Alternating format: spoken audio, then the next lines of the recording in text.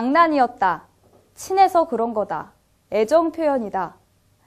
교사가 남학생들의 심한 몸장난을 지적하면 쉽게 들을 수 있는 말이죠. 더구나 아이들은 그런 상황에서 마냥 웃고 있습니다. 하지만 이것은 과연 장난이라고 할 수 있을 만큼 가벼운 일일까요? 장난이라고 말하면 그냥 넘길 수 있을 만큼 사소한 일일까요? 서울의 한 유명 야구부 해외 전지 훈련에서 가혹행위가 있었는데요. 해당 학교는 애초에 이 문제를 덮으려고만 했고요. 감독기관인 서울시 교육청은 이 사실을 알면서도 아무런 조치를 취하지 않았습니다. 송수진 기자가 전해드립니다. 나뭇잎 먹이기, 잠재우지 않기, 음란 행위 시킨 뒤 엉덩이에 선배 이름 쓰기. 서울의 한 야구 명문고 야구선수 김모군이 해외 전지훈련 기간 동안 당했던 일들입니다.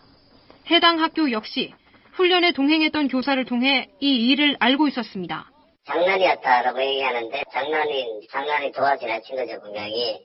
그러나 학교는 서울시 교육청에 학생 간의 경미한 사안이 발생했다고만 알렸습니다. 그마저도 전화상으로 이루어진 임시보고.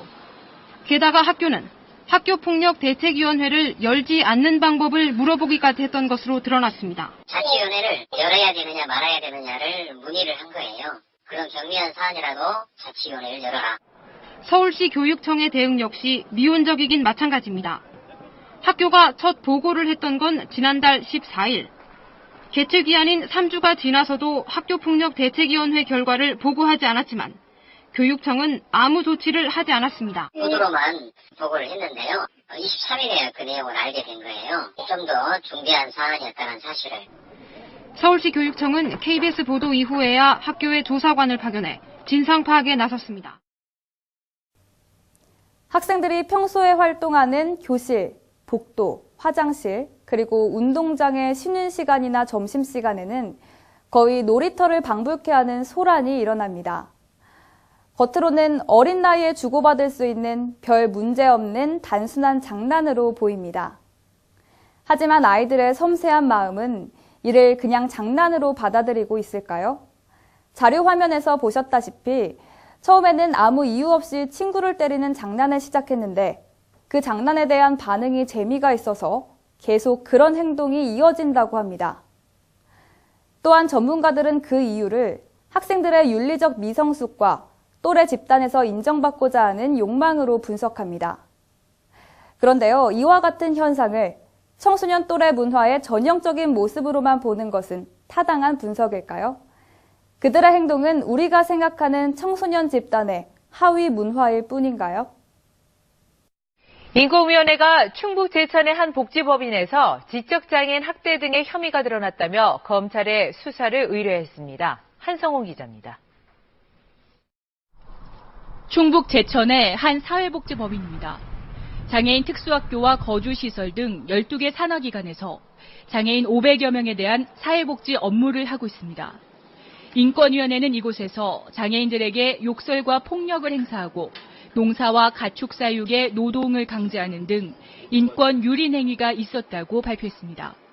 또 후원금을 부당하게 사용하고 정부가 장애인에게 지급하는 수당과 기초생활수급비 가운데 1억여 원을 빼내 법인의 시설 및 부동산을 매입했다고 밝혔습니다. 이 밖에 지난 2010년에는 보조금 2억 4천만 원을 받아 부지와 건물을 샀지만 실제 시세는 1억 6천만 원이었습니다. 국가인권위원회는 이사장 등 2명은 보조금 횡령 혐의로 검찰에 수사를 의뢰하고 충청북도와 제천시에는 이사진 교체와 담당 공무원 문책 등을 권고했습니다.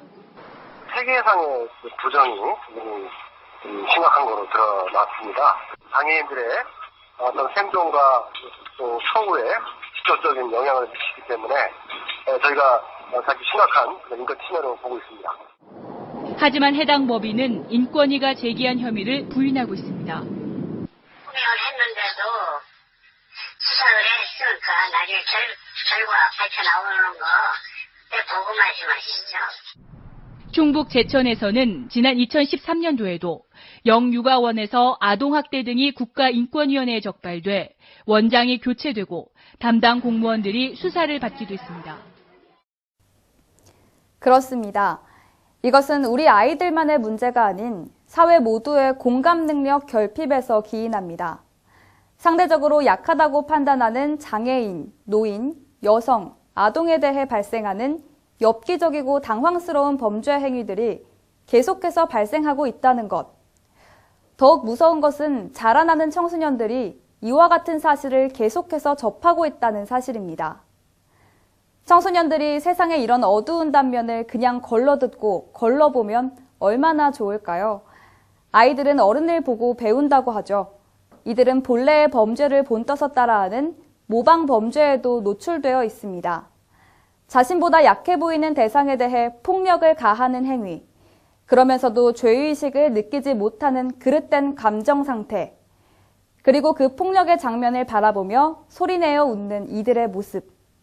아마 학생들이 이야기하는 장난이라는 말 속에 바로 상대방의 고통을 공감하지 못하는 우리 사회의 분위기가 단적으로 스며들어 있는 것이 아닐까 하는 생각이 듭니다. 다른 사람의 마음과 감정 상태를 알아차리는 것 정말 어렵죠. 사회에 퍼져 있는 서로 간의 불신은 상대방의 처지를 내 입장에서 생각해보게 하는 역지사지의 태도마저 잃게 만들고 있습니다. 나보다 약한 사람을 배려하는 태도, 그리고 그들이 겪고 있는 물리적이고 인식적인 불편함에 대해 우리 사회가 다시 한번 되짚어보고 반성해야 하는 지금이 아닐까 합니다.